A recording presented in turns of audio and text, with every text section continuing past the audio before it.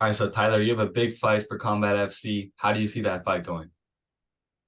Honestly, man, I think that I'm just looking to get a finish. Mhm.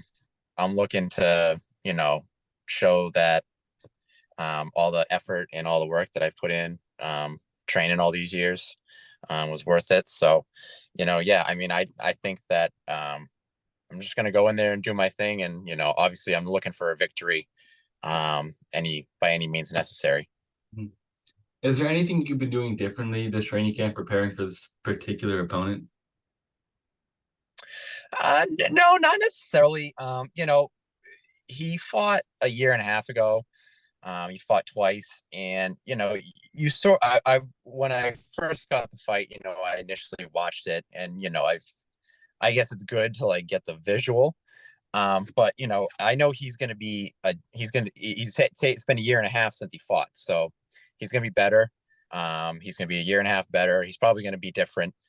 So I try not to, get too caught up on what he's doing. I'm just really worried about me, myself, and I. Mhm. What can you say about your opponent's style and what it brings to the table? Ooh. I feel like he's definitely a scrappy type. Definitely looks like he's a tough bastard. Um, you know, I saw a lot in his first fight where he just didn't he he wouldn't go away even though the kid kept taking him down. Mhm. And then he did get gashed open a little bit in his second fight and he just kept coming forward. So he seems like real scrappy dude. Really tough, probably gonna be hard to put away. Probably gonna keep coming forward, probably gonna have me fighting on my back foot. You know, he just seems like type of guy that's gonna push the pace. Mhm. And how do you kind of like make that adjustment if you're the one fighting on the back foot? That's to be seen. Mhm. I This one thing that he's got an advantage of me over is I've never fought in MMA before. I never had any kickboxing experience. So you know he's gonna have an advantage of he knows what it's like to be in the cage. I initially don't. I did do a grapple match in a cage Mhm. before, but you know it's going to be different. So he has that edge on me. I have a lot of competition experience. So I've had guys try to rip my head off before. Mhm. So it's there isn't really anything you can really do necessarily to prepare for it. You just got to be ready to take it if it comes. Mhm. And what are some of the things you can say about your style that's going to complement you in this fight? I think that I'm a very technical fighter. I don't think I get flustered very easily. I think that I'm hard to break. I think a lot of that stuff really helps me. Mhm. And what made you want to get into MMA?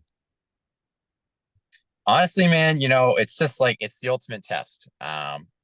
You know, jujitsu competitions are great and all that stuff, but there's something about testing yourself in a cage that's just different. It's just a totally different beast, and I think that this is going to be really good for me, not just as a martial artist, as a fighter, but as a person. Mhm. And I just always wanted to say, no matter what happens, in February 9th, and whether going forward in the future, it's always one of those things that's like, well, if I'm 26 now. If I was 36, and I don't want to live with that regret that I never did Yeah, that. So yeah, for sure. to me, to me, it's one of those things where it's just like, you know what? Sometimes you just got to say, fuck it, and Mhm. let's do it. Mhm. Yeah, I love that.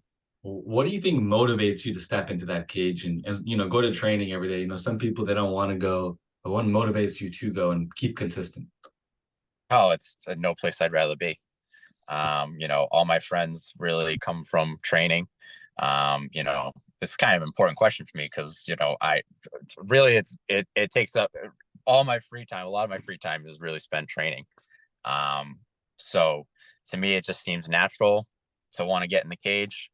Um, I don't really know what to say as far as what motivates me to go to the Mhm. gym. Because yeah, I mean, it's a hard thing. I mean, there's a lot of people that they're sort of like half in, half out. You know, they go train for a couple days, and there's nothing wrong with that. I've just always been the type that I train for, you know, every day, Mhm. every day. Been that for a while. How do you prepare mentally and physically before the fight? Well, mentally it will definitely be different. I feel like physically, like I'm there. Like there's really nothing physically that I think I can do to be any more prepared. Mhm. I'm conditioned, and I've definitely been, I train all the time, and have ramped it up, maybe an extra like 20, 30, 50% in training for this fight. Um, but, the mental aspects is always something that is always going to be different for everybody. I definitely take I like the amount of advice that I get from my coaches and a lot of the teammates that I've trained that I before. They just sort of they're helping me, deal with something new that I've never experienced, and any bit of advice that they can give me, I try to latch onto. Mhm. And if you were to take a couple of UFC fighters and say, "This is what my style is," what would they be? Who would they be? Oh, okay, that's a good question. Um, I would probably say it's tough. Obviously, I try to mimic, when I'm striking guys like Rob and Calvin from the New England Cartel, who I'm around.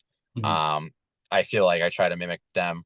And then oh, on the ground, I would say, there's a whole bunch of guys that I try to mimic. Ortega or um, you know, even just being heavy on top, like all those Dagestanis are.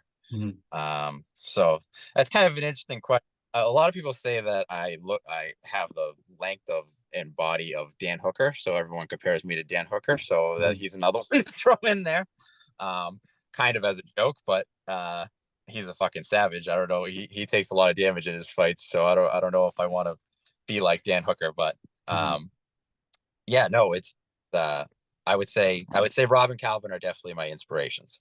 And how is it like training with, those huge UFC fighters? Oh, it's awesome. Obviously, it's a little bit of a shame sometimes I can't, just scheduling wise, I can't get in with some of the big time pros around here. But Saturdays I do sparring down there at the cartel, and I get to go with some of the pros and some of the big guys around here on the local scene. And just, man, it's just a different. It's just you go with like hobbyists, you go with some low level amateurs, high Mhm. level amateurs, and when you get to the pros and you get to those UFC guys, it's like you can feel the levels like Mhm. with each person that you're going. Like it just feels different with each body that you work with. So yeah, man, it's crazy. I can't imagine ever being that good, those guys. And then you think like, how do people like beat these dudes? Uh-huh. Yeah. You just think like who beats Rob or Calvin? Like Mhm. these they're fighting straight savages all the time. Mhm. How much weight are you anticipating to cut for this fight? For just for the professionalism of it, I'll keep that Mhm. secret. But I mean, we're not. I appreciate that my opponent's not. Um, he we're fighting near our walking weight, so that Okay. that that's something that I appreciate. Mhm. I do enjoy food every once in a while, so Mhm. I'm glad to starve myself. Um,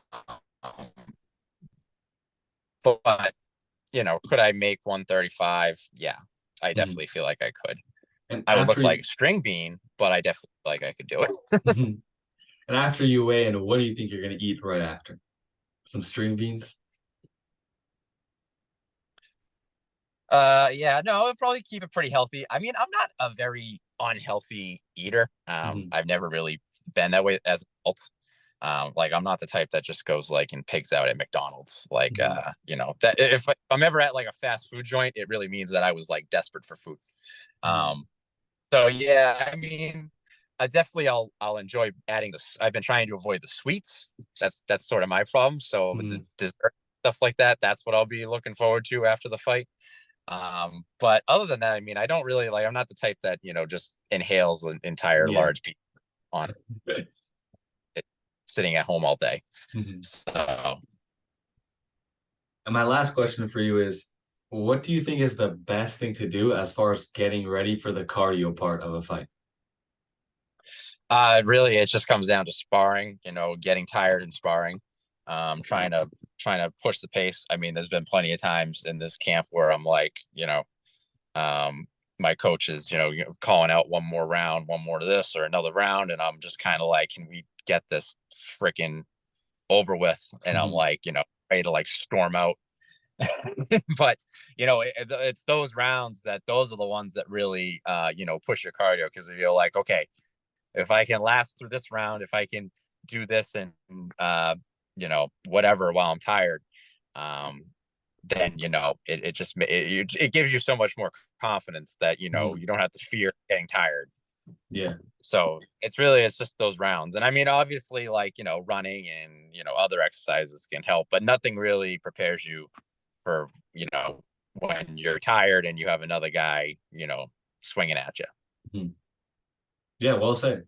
I appreciate the interview. Thank you very much. No problem. Thanks for having me on. Yeah, of course.